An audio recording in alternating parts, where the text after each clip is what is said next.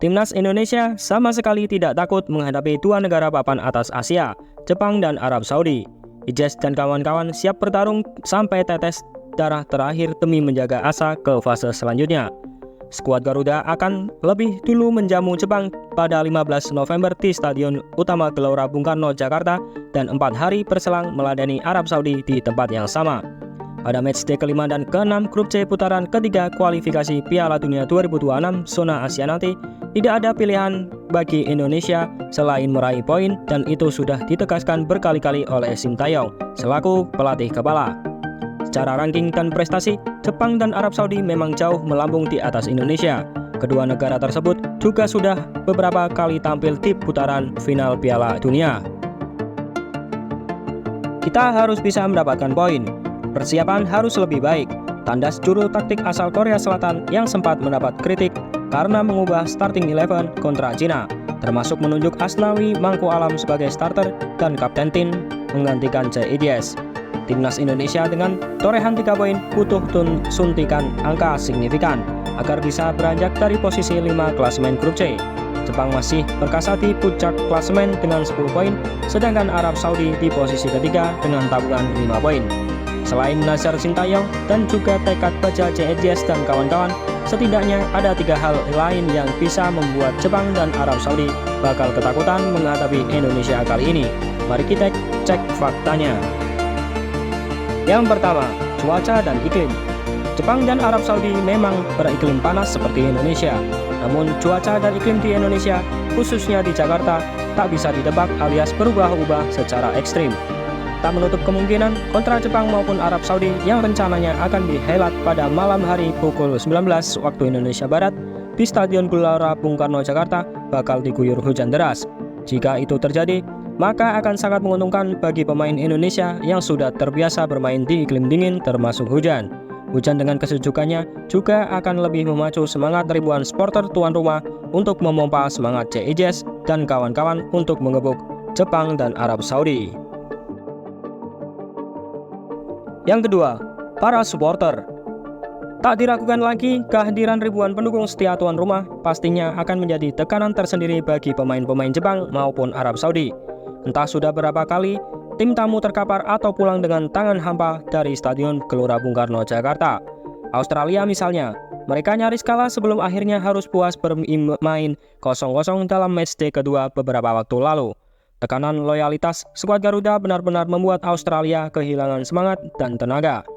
Jepang dan Arab Saudi juga bakal tak leluasa mengeluarkan semua permainan terbaiknya karena pemuja setia skuad Garuda siap menjadi pemain ke-12 bagi armada Sintayong. Yang ketiga, Kevin Dix dan Jens Schreven. Menyambut Jepang dan juga Arab Saudi, bisa dipastikan starting 11 tim nasional Indonesia bakal mengalami perubahan. Dua nama yang berpotensi masuk adalah Kevin Dix dan Jens Schreven. Kevin Dix, bek andalan raksasa Denmark Copenhagen, tengah dalam prosesi naturalisasi. PSSI berharap bek tangguh 28 tahun tersebut bisa secepatnya mengantongi KTP Indonesia agar bisa dimainkan kontra Jepang dan Arab Saudi. Selain itu ada Jens Schreven, striker muda tim nasional Indonesia U20, berpeluang pula dipanggil sebagai alternatif di lini depan. Tombak ujung Dordrecht U21 Belanda itu tampil kinclong di ajang Piala AFF U19 2024 dan kualifikasi Asia 2024 lalu. Mengingat dua penyerang andalan Sintayong, Ragnar Oratmangun dan Rafael Struijk masih kesulitan memburu gol, tidak ada salahnya jika Jens Schreven diberi kesempatan untuk menunjukkan aksinya. Menjelang kontra Jepang, Sintayong tentunya sudah menyiapkan ragam skenario termasuk 11 starter terbaik tim nasional Indonesia. Ivan Cender yang dalam beberapa laga terakhir jadi andalan di lini tengah dipastikan absen lantaran akumulasi kartu kuning. Berdasarkan regulasi, pemain yang mengantongi 2 kartu kuning otomatis absen dalam satu laga. Kini saatnya mengatur siasat, mengumpulkan semua tenaga dan juga pikiran agar bisa tampil maksimal di laga selanjutnya. Lini belakang harus kokoh.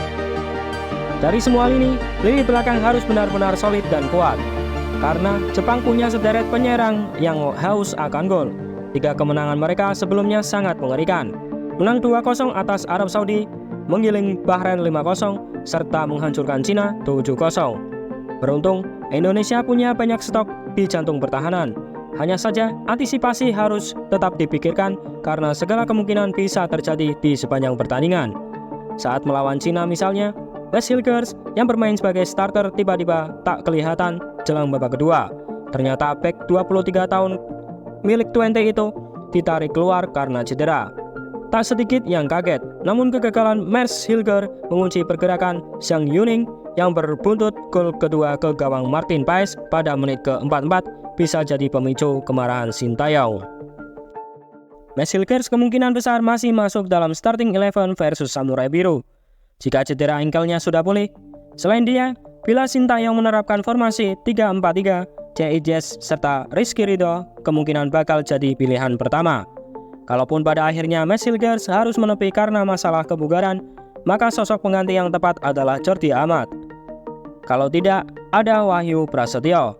Soal penampilan, pilar Persija Jakarta yang masih berusia 22 tahun itu tidak perlu diragukan lagi. Ia tampil disiplin, lugas, tegas, dan tanpa kompromi.